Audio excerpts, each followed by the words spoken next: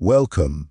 Before we get into tonight's unsettling true history mystery, tell me where you're watching from and make sure you subscribe, because stories like this take serious time, cross-checking, and digging through old records to separate rumor from reality.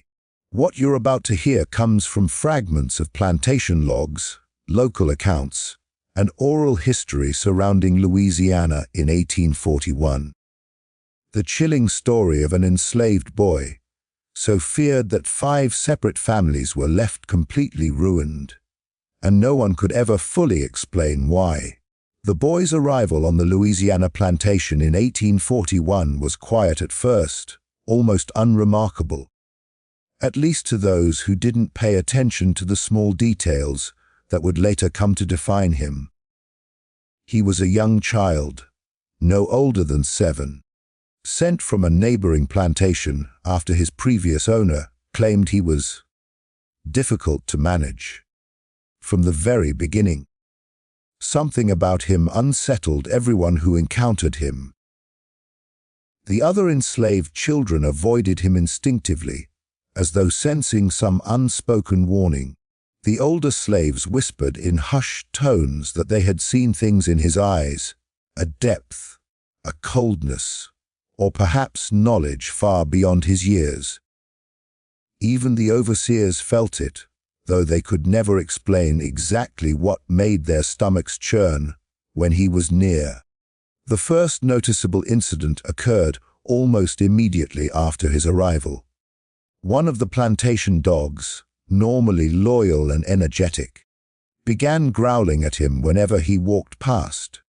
It wasn't a simple nervous reaction. The dog would bark and flee, whimpering, as if trying to escape something invisible. Then small items around the quarters began to move or disappear mysteriously. Tools misplaced themselves. Food would spoil overnight despite proper storage, and objects appeared broken the next morning without explanation. To the family who owned the plantation, it seemed trivial at first, but the pattern became impossible to ignore. The boy himself was strangely silent. Unlike other children who cried for attention, laughed, or spoke freely, he rarely made a sound. When he did, it was only a whisper or a murmur, yet somehow his presence filled the room. Those who interacted with him described a sensation that went beyond fear, a feeling of anticipation, as though something terrible was waiting to happen just because he was there. Even the plantation owner, a man who had seen many hardships and claimed to believe little in superstition, found himself uneasy in the boy's presence. He noticed subtle things that no one else seemed to catch: the air growing colder when the boy entered a room, shadows seeming darker near him, and livestock behaving erratically whenever he was nearby. Word of these strange occurrences spread quickly among the enslaved population. Some claimed that the boy had been touched by something unnatural, that he carried a curse or a power that no one understood. They began treating him differently. Some avoided him entirely. Others tried to watch over him carefully, almost afraid of what might happen if he were left alone. The boy seemed to understand the effect he had on people. He rarely engaged, but his eyes followed everything and everyone with an intensity that left observers unsettled. Even the children on the plantation noticed. They would play nearby, but never too close, always leaving a wide berth around him. They whispered stories among themselves of how one girl had once tripped near him and immediately sprained her ankle, even though there was nothing on the ground to cause it. Another boy reported his chicken coop mysteriously collapsing overnight after the boy had wandered nearby. The incidents seemed minor individually, but together they painted a picture of a presence that could not be explained by ordinary cause and effect. The family that owned the plantation began to grow uneasy themselves. Meetings were held among the overseers and the adults in the household, with debates over whether the boy should be sold or sent away. Yet each suggestion to remove him was delayed, for reasons no one could fully articulate. Some claimed a strange attachment to him, others hesitated, feeling an inexplicable dread at the thought of deciding his fate. As the days passed, the tension around him intensified. The boy didn't need to act aggressively or even speak. His mere presence seemed to influence the energy of the plantation, sowing fear, caution, and unease wherever he went. This first keynote sets the stage for what would become a chain of events no one could have predicted. From his quiet, almost invisible arrival, the boy's influence began to manifest in subtle but increasingly alarming ways. Every gesture, every glance, seemed to carry weight far beyond that of a typical child. It was clear to everyone who noticed that this boy was unlike any other, and the unease that greeted his arrival would only grow into the fear and destruction that ultimately claimed the first of the 5 families, a fear that spread like a silent shadow across the entire plantation. From the moment the boy arrived on the plantation, strange incidents began to follow him, almost as if misfortune itself had attached to his small frame. At first, the occurrences were subtle, easy enough to dismiss as coincidence. A chicken coop would collapse, a tool would vanish, a horse would refuse to be led to pasture. But as weeks passed, these incidents grew more unsettling, more impossible to explain. Crops in one corner of the field wilted overnight, despite being watered and tended with care. Livestock that had been healthy one morning would be sick, or even dead by evening, without any clear cause. The enslaved workers began to whisper in hushed tones that the boy was at the center of all these inexplicable events, though no one dared accuse him openly. It wasn't just objects and animals that seemed affected. People, too, experienced strange and often dangerous occurrences around him. One of the older field hands reported tripping over nothing in the boy's presence, injuring himself badly enough to require days of rest. Another worker described a sudden, unexplainable panic that overcame him while working near the boy, as though invisible hands had pressed down on his chest. Even the plantation owner, a man who prided himself on rationality and often mocked superstition, could not ignore the growing unease. He noticed that every accident, every unexplained misfortune, seemed to occur in the areas where the boy spent most of his time. It was as though the very ground responded to his presence. The boy himself rarely spoke, rarely moved. Yet everything around him seemed to shift subtly when he did. Windows would rattle in the middle of calm afternoons. The dogs, which had been loyal and obedient, grew restless, snarling and backing away from him for no discernible reason. Horses became skittish near the corners of the field he favored. Even food stored in the kitchen would spoil unexpectedly, while other areas remained untouched. The pattern was undeniable. Anything near him was more prone to misfortune than anything far away. The community of enslaved workers and overseers began to take notice, and fear started to spread like wildfire. Stories of the boy's strange influence grew with each retelling. Some claimed that even the most routine tasks seemed impossible when he was nearby. Crops would fail when tended by hands he had touched. Tools would break during normal use, and simple chores would suddenly result in accidents that defied explanation. The boy never acted aggressively or maliciously. In fact, He seemed passive, almost indifferent. Yet his mere presence caused chaos, as though he carried a force beyond comprehension. Even the families on the plantation could no longer ignore it. Their own lives began to unravel in small, creeping ways. Meals spoiled unexpectedly. Fires started mysteriously in the kitchen, and minor injuries became more frequent. Sleep was disrupted by strange sounds in the night, cries, whispers, or the faintest footfalls when no one else was awake. Each incident, while minor in isolation, compounded the sense that the boy brought a persistent, unseen disturbance with him wherever he went. Attempts were made to understand and contain these occurrences. Overseers tried to restrict the boy's movements, assigning him to tasks in areas less critical to the plantation's operations. But even when physically separated, incidents continued.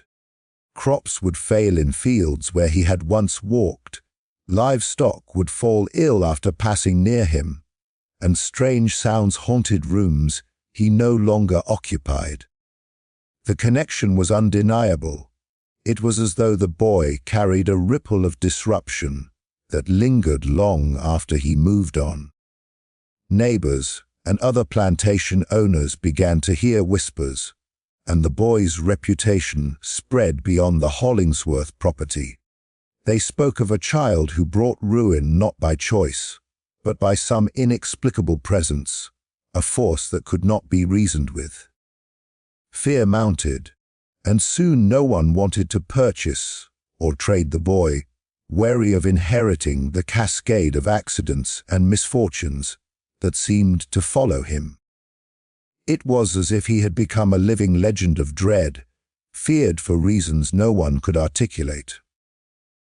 By the end of his first months on the plantation, the boy's presence had transformed life there. The workers moved with caution whenever he was nearby, avoiding him whenever possible.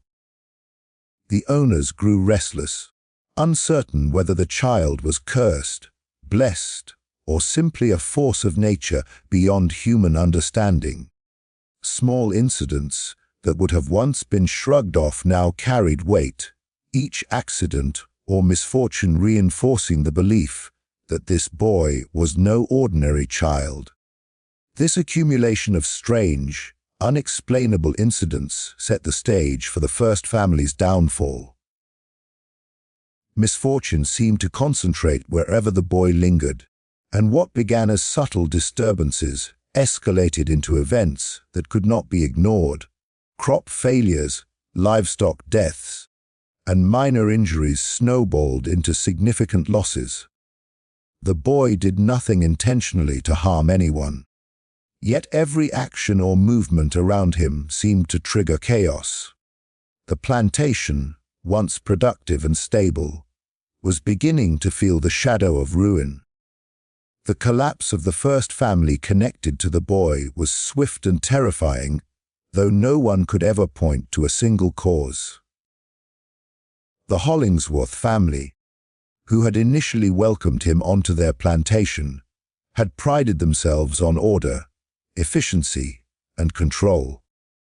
Their fields were productive, their livestock healthy, and their household stable.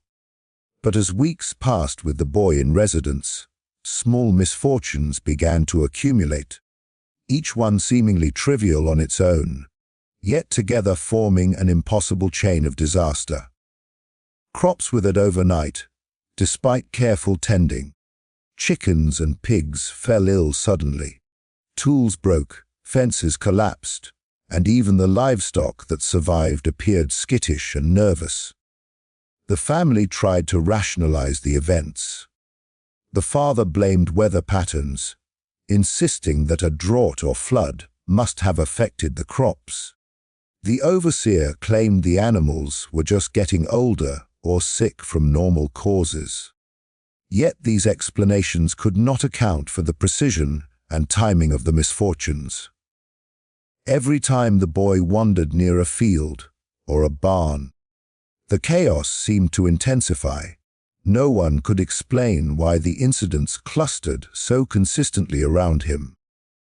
Even when he was moved to another part of the plantation, the damage followed, as though the boy carried some invisible weight that corrupted the spaces he occupied. The tension inside the household grew unbearable. Arguments broke out over who was responsible for the mounting losses. Servants whispered that the boy was cursed, or perhaps a vessel for some dark force that no one understood. The adults, although hesitant to speak openly about the boy's role, began to feel an ever-deepening unease. The mother, a woman known for her level-headedness, became pale and restless. She complained of hearing soft cries at night and seeing shadows move when no one else was present. The father, usually calm and decisive, found himself sleepless, haunted by an inexplicable dread that he could neither articulate nor dismiss. Then came the first major incident that would mark the family's ruin. One morning, the family awoke to find that the main barn, filled with stored grain and tools, had collapsed overnight. No storm had occurred. The sky had been clear. The loss was catastrophic. Grain, which had been stockpiled for months, was lost, and many of the horses and livestock perished. The financial blow was immediate, and with it came fear. No one dared voice the obvious suspicion that the boy was somehow at the center of it. But it was not only material loss that plagued the family. Illness began to spread among the household. Servants fell sick with strange fevers. Children developed sudden rashes, and even the adults experienced fatigue and chills without cause. Local healers and doctors were summoned, but their remedies had little effect. Every recovery was followed by a new illness, a new misfortune, as though a shadow of imbalance had settled over the household. The family's social standing began to deteriorate as word of their struggles spread to neighboring plantations. Friends and allies distanced themselves, wary of being connected to the mounting streak of disasters. Emotional strain compounded the practical hardships. The family began turning on one another in fear and desperation. Accusations flew. Servants were blamed for negligence. Overseers were accused of incompetence. And whispers suggested that the boy's very existence was the cause of the collapse. Yet no one could confront him directly. The child never acted aggressively or maliciously.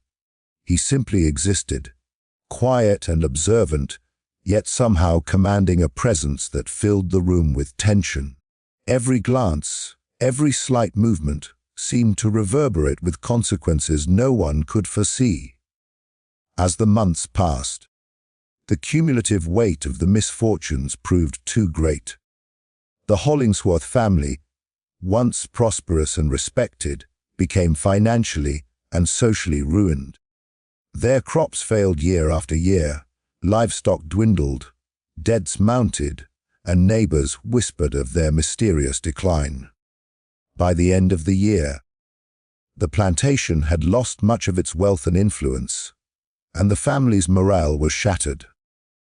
Some servants left quietly, refusing to stay in a place that seemed cursed, while the remaining workers moved about nervously, afraid of triggering further calamities.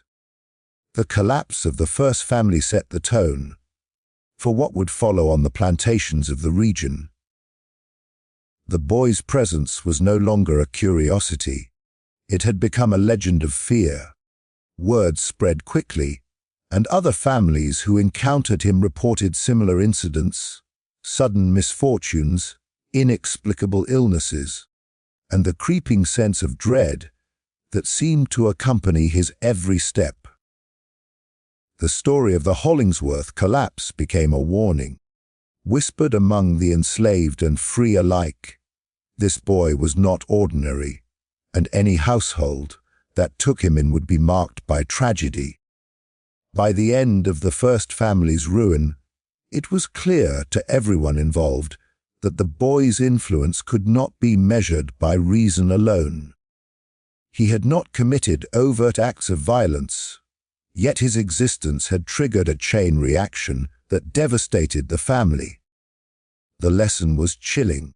His presence carried consequences that no one could control, predict, or explain. And as news of the family's destruction spread, the boy became not only feared but infamous, a living omen whose arrival on any plantation seemed to herald disaster, leaving the stage set for the ruin of the next family to come under his shadow. Once the collapse of the first family became known, the whispers spread like wildfire throughout the surrounding plantations and neighboring towns. News traveled slowly at first, carried by wandering workers, travelers, and traders who had caught a glimpse of the boy or heard about the strange incidents that followed him. But the story was too sensational to remain quiet. Families in nearby counties began exchanging nervous glances whenever the boy's name, or even vague descriptions of a mysterious child, came up in conversation. The fear wasn't just of misfortune, it was of the unknown, the invisible force that seemed to accompany him everywhere he went. Plantation owners and overseers began to recount their own experiences, each adding details that made the legend grow even more terrifying. Some spoke of crops wilting in fields he had walked past days earlier. Others claimed livestock had suddenly died or fallen ill after he was nearby. One overseer insisted he saw a barn door swing open violently with no wind while the boy was playing outside. The accounts were inconsistent yet eerily similar in one respect. Wherever the boy was, trouble followed. People began to believe that misfortune had a pattern now, a signature, the unmistakable presence of the boy. As the rumors grew, fear transformed into superstition. Neighboring families began to avoid trading with the Hollingsworth plantation, wary of the curse that seemed to hang over it.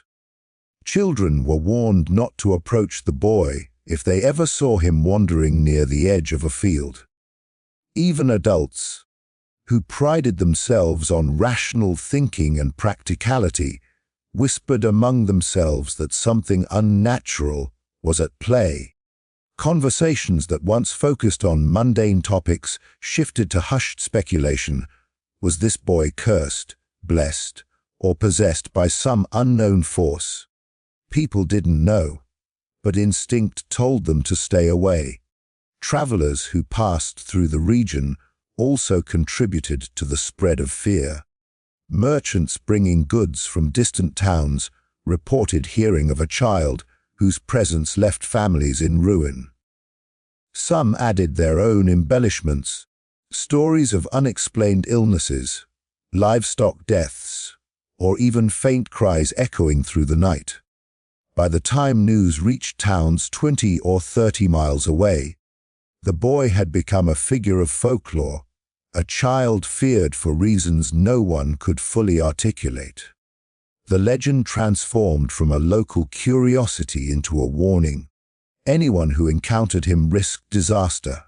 The enslaved population, too, began to react in ways that reflected both fear and caution. Those who worked on nearby plantations shared tales of mysterious happenings and inexplicable accidents. Older, experienced slaves insisted that the boy carried something dangerous, though whether it was a curse or some unexplainable gift, they could not say. They began to create informal rules. Avoid the boy's gaze. Do not leave him alone with livestock, and never assume that proximity to him would leave anyone unharmed. Even among those who were skeptical, the consistency of the incidents left an undeniable mark on the collective consciousness. At the same time, The spread of these stories created social tension among the neighboring families.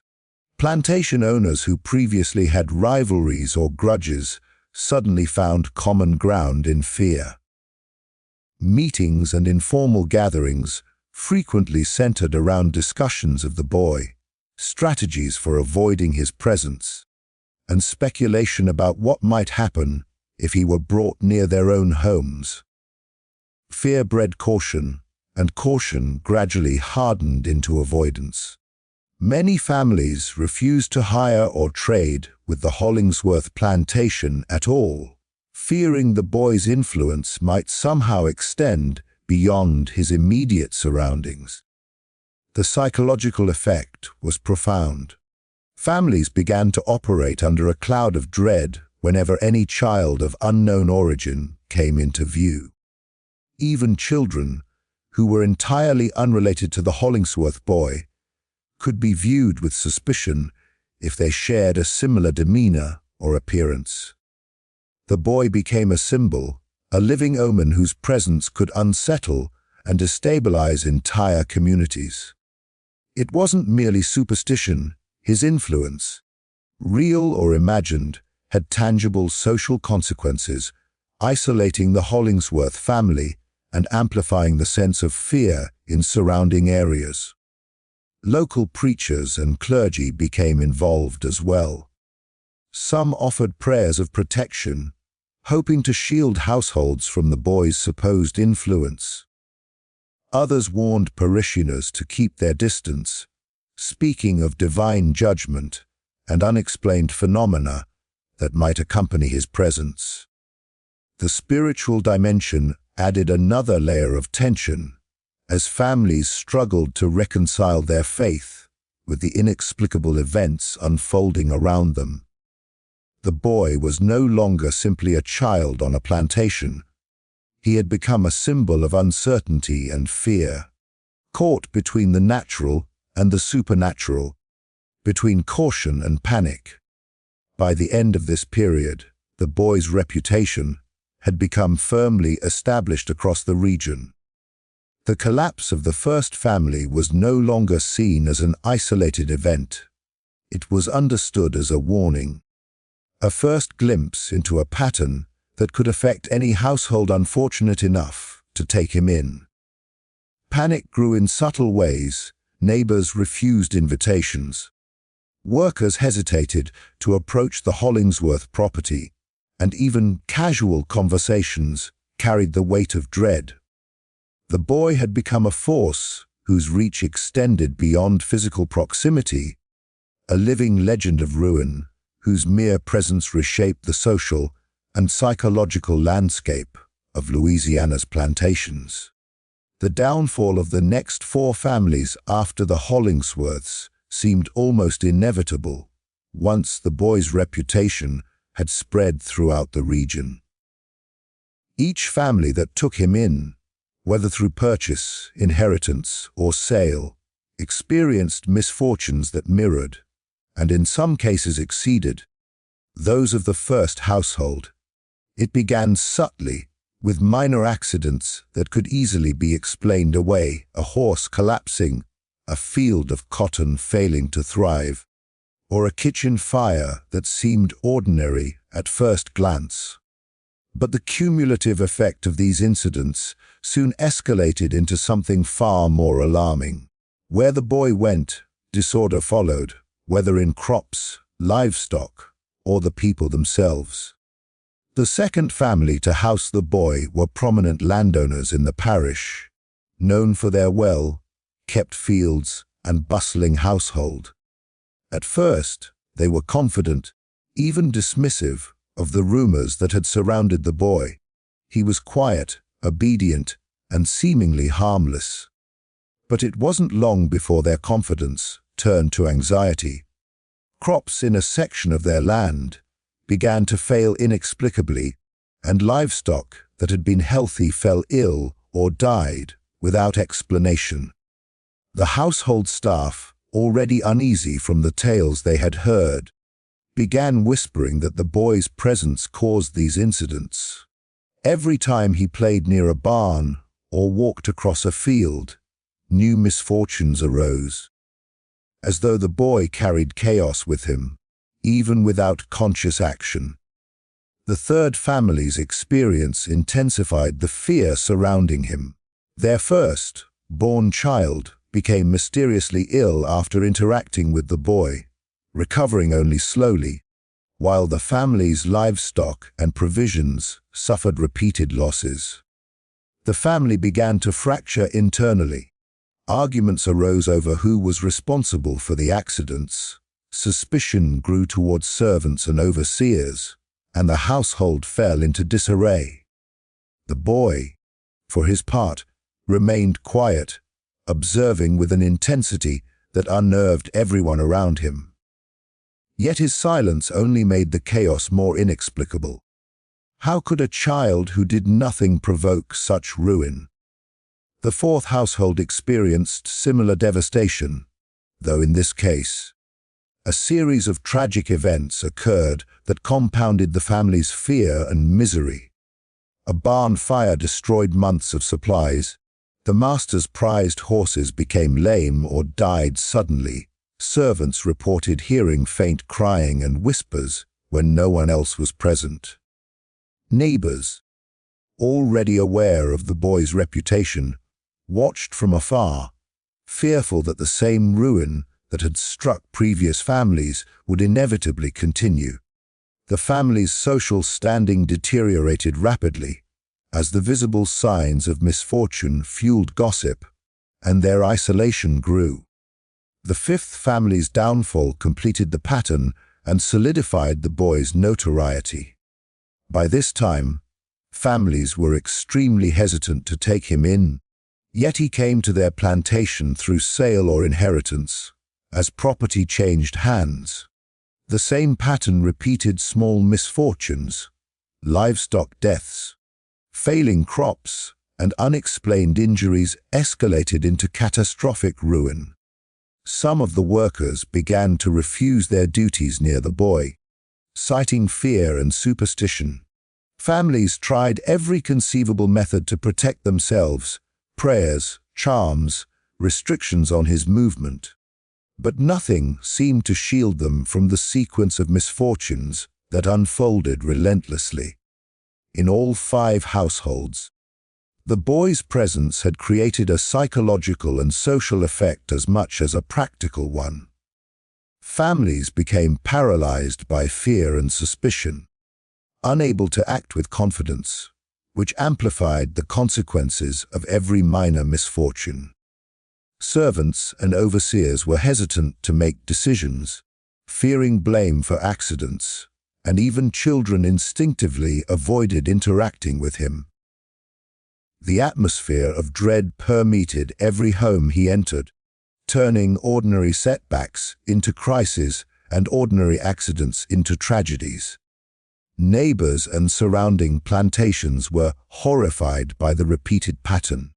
Word spread that this child was no ordinary slave. He was a living omen, whose arrival was synonymous with ruin.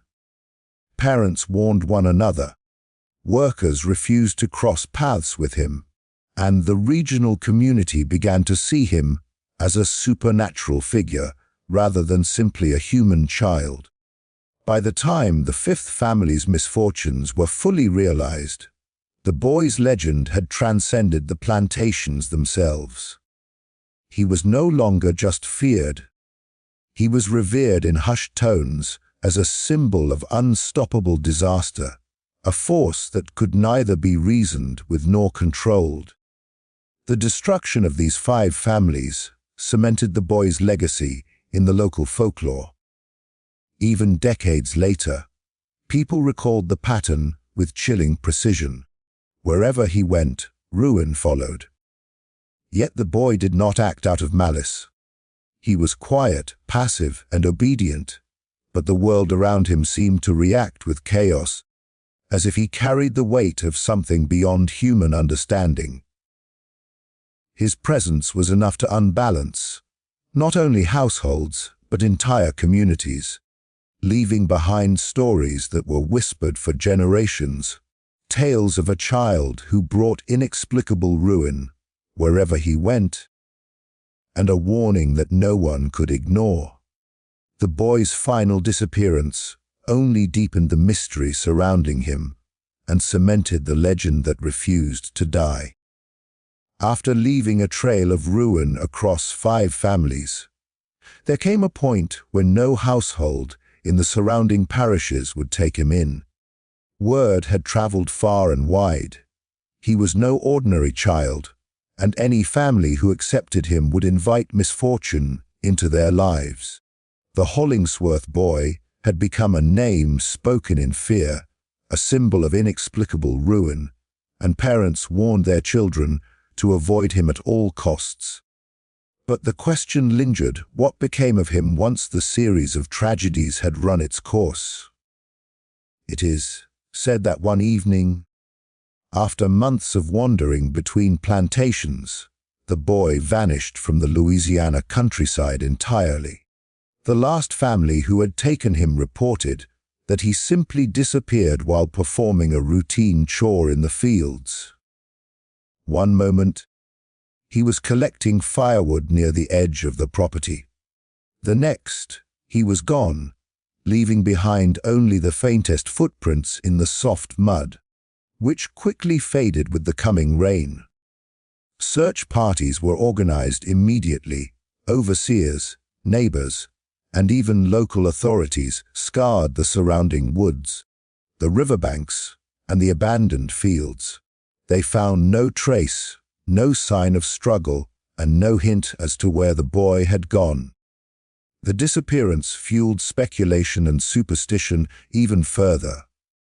Some believed that he had been taken by supernatural forces, that his unusual presence, which had already caused so much destruction, was now claimed by a power beyond human understanding.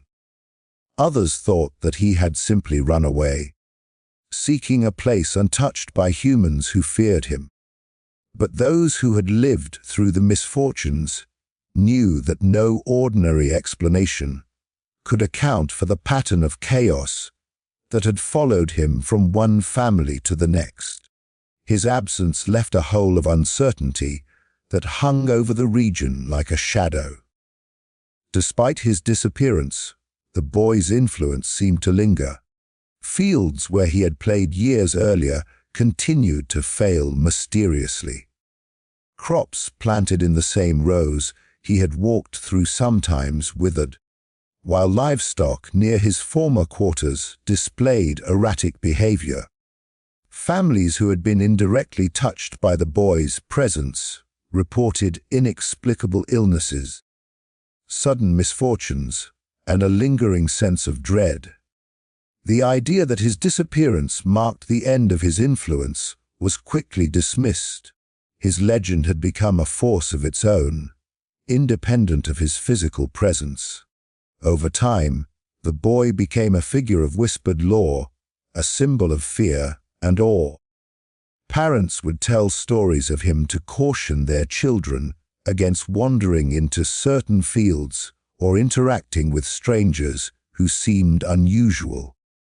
Travelers passing through the parishes spoke of glimpsing a pale, silent child at the edge of the woods or along dirt paths, and they claimed that wherever he appeared, a sense of unease followed. Even decades later, stories persisted of livestock dying suddenly, crops failing unexpectedly, or families being beset by a string of bad luck, always attributed, at least in part, to the boy's lingering presence. Historians and folklorists later examined the accounts and noticed the remarkable consistency in the stories. Although separated by time and geography, the reports shared common details: a quiet, observant child, subtle signs of disruption, and the inexplicable ruin of entire households. Scholars debated the origins of these tales, whether they were exaggerated memories, superstition magnified over time, or evidence of some strange, unexplainable phenomenon. Yet even those who sought rational explanations could not deny the boy's place in regional history. He had left an imprint so powerful that it continued to affect generations long after he vanished. Local legend transformed the boy into more than just a story of fear. He became a symbol of caution, a reminder of forces beyond human control. Even in modern times, older residents of the parishes speak of the boy of ruin, in hushed tones, recounting tales passed down from parents and grandparents. They describe fields that fail inexplicably, sudden illnesses that strike without cause, and a lingering chill that settles over certain areas, all attributed to the boy's memory. His legend has endured because it taps into a universal fear that something small, quiet, and seemingly powerless can still carry consequences far beyond comprehension. The final disappearance did not mark an end. It marked a beginning, the beginning of a story that refuses to die. The boy became immortalized in oral history, a cautionary tale that blended fear, mystery, and tragedy. People no longer needed to see him to believe in his power, the devastation he caused, the fear he inspired, and the questions he left unanswered were enough to keep his story alive. His name, whispered across plantations and towns, became a symbol of unexplainable misfortune and an enduring reminder that some events are beyond human understanding. Even today, the legend continues to haunt the region. Fields where he once walked are said to be cursed. Families trace misfortunes back to the boy, and travelers occasionally claim glimpses of a small, pale child watching silently from the edge of the woods. Though no one knows what became of him, the impact of his presence, both in life and legend, has persisted for generations. He is remembered not only for the ruin he left in his wake, but for the enduring mystery he embodies. A child whose mere existence defied understanding and whose story continues to evoke fear, fascination, and speculation to this day.